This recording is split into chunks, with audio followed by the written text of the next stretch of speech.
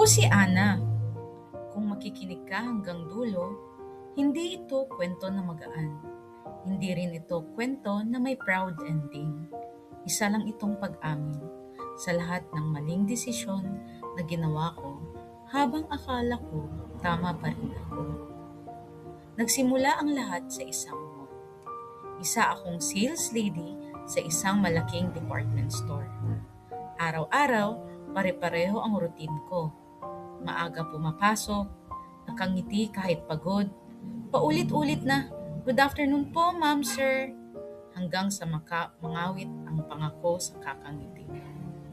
Pero sa gitna ng lahat ng ingay ng mall, may isang tao na parang tahimik na pahinga sa araw ko. Si Mark, isang guro. Hindi siya customer. Hindi rin siya regular na bumibili. Madalas siyang dumaan sa mall dahil may tutoring siya sa isang student malapit lang doon. Una ko siyang napansin dahil lagi siyang may bitbit na mga libro. Laging seryoso ang muka, parang pagod lagi pero hindi sumusuko. Hanggang isang araw, napansin niya ako. "Hi!" sabi niya habang dumaan siya sa harap ng store namin. "Ikaw lagi nandito ah." Simple lang, walang pilit, walang drama. Ngumiti lang ako. "Work lang po," sagot ko. Tumango siya. Parang nag-isip sandali, tapos ngumiti rin. "Masipag ka." Yun lang. Pero ewan ko bakit. Doon pa lang, may kakaiba na. Sa mga sumunod na araw, naging routine na. Dadaan siya, titingin siya, minsan babati. Minsan magtatanong ng kung ano-ano, kung anong oras ang close, kung anong oras ang break ko, kung pagod ba ako. Hanggang sa isang araw, nagtanong siya ng hindi ko inaasahan. "Gusto mo bang mag-lunch? Break ko ngayon." Natigilan ako. Hindi ako sanay sa ganun, pero sumama ako. Sa maliit na food court lang kami kumain. Simple lang siya kausap. Hindi mayabang, hindi madaldal, pero may sense. Doon nagsimula ang lahat. Sa mga sumunod na buwan, si Mark ang naging pahinga ko. Kapag break ko, nandyan siya. Kapag pagod ako, may baon siyang pagkain. Kapag stressed ako sa trabaho, pinapakinggan niya lang ako. Hindi niya ako pinipilit baguhin. Hindi niya ako minamadali. Si Mark yung tipo ng taong tahimik magmahal. Hindi bongga, pero consistent. At sa totoo lang, doon ako nahulog. Hindi ko namalayan kung kailan naging inaabangan ko siya, imbis na nakikita ko lang siya. Hanggang sa isang araw, sinabi niya sa akin, "Alam mo, gusto kitang ligawan ng maayos." At doon nagsimula kami. 2 taon. 2 taon ng simpleng relasyon. Ako sa mall, siya sa school. Pagod ako sa sales, pagod siya sa teaching. Pero sa tuwing nagkikita kami, parang bumabalik kami sa normal. Si Mark yung tipo ng boyfriend na hindi maingay pero present. Lagi siyang may, "Ingat ka pa uwi." Lagi siyang may, "Kumain ka na ba?" At lagi siyang may, "Kaya mo yan." At ako, masaya ako. Akala ko sapat na yun. Pero unti-unti, nagbago. Hindi biglaan, dahan-dahan. Naging mas madalang ang messages niya.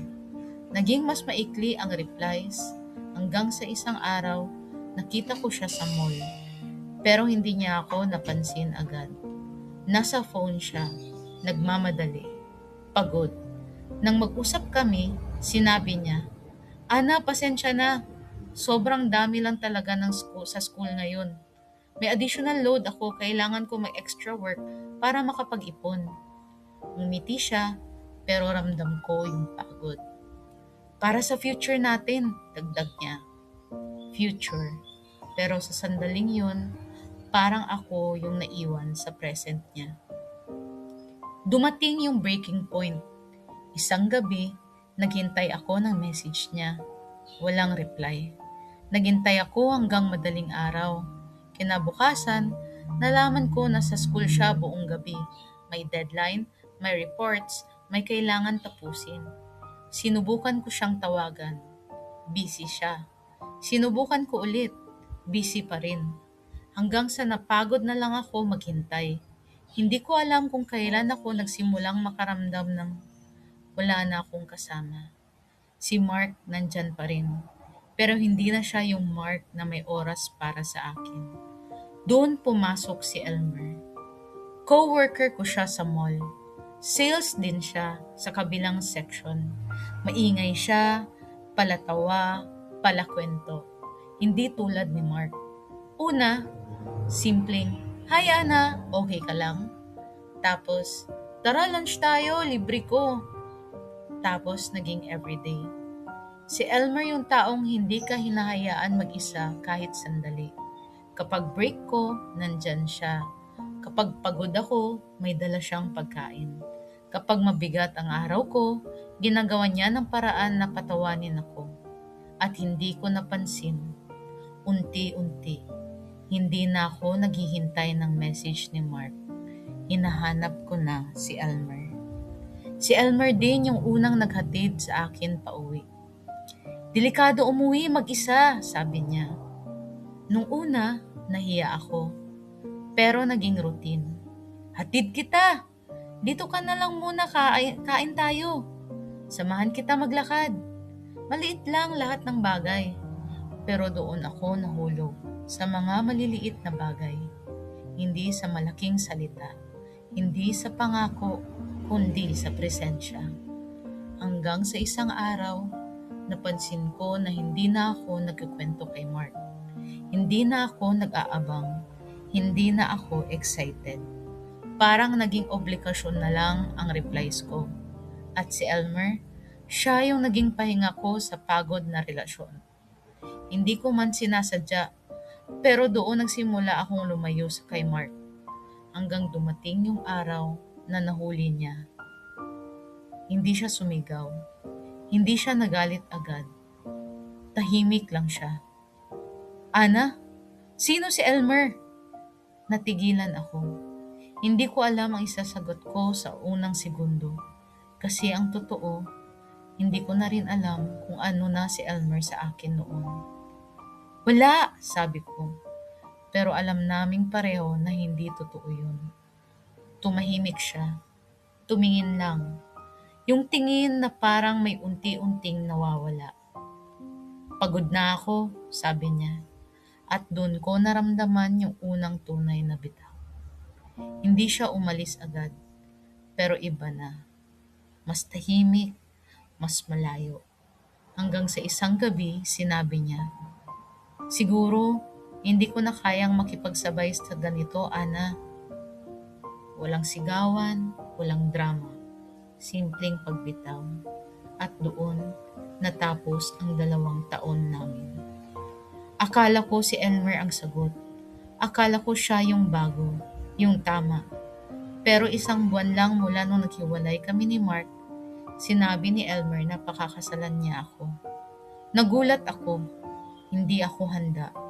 Hindi ko alam kung love ba yun o takot lang na mawalan ulit ako ng taong nandyan. Pero sinabi ko, oo. Mabilis ang lahat. 1 buwan.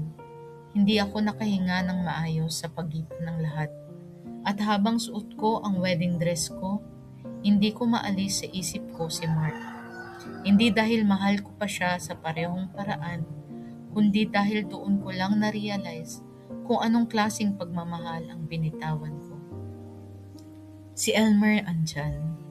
Si Mark wala na. At ako yung nasa gitna ng desisyon na hindi ko na kayang balikan. Ngayon, kapag iniisip ko lahat, naiintindihan ko na. Hindi ako biglang umibig kay Elmer. Hindi rin ako biglang nawala kay Mark. Dahan-dahan lahat. Sa pagod, sa kulang na oras, sa hindi napapansin na distansya. Sa mga maliliit na later na lang, hanggang sa naging huli na pala. Ako si Ana, sales lady sa mall. Minsan minahal ng maayos. Minsan pinili ang mabilis na aliw kaysa tahimik na katotohanan. At ngayon, natutunan ko na ang pagmamahal hindi lang tungkol sa kung sino ang nandyan, kundi kung sino ang pinipili mong pahalagan habang nandyan pa siya.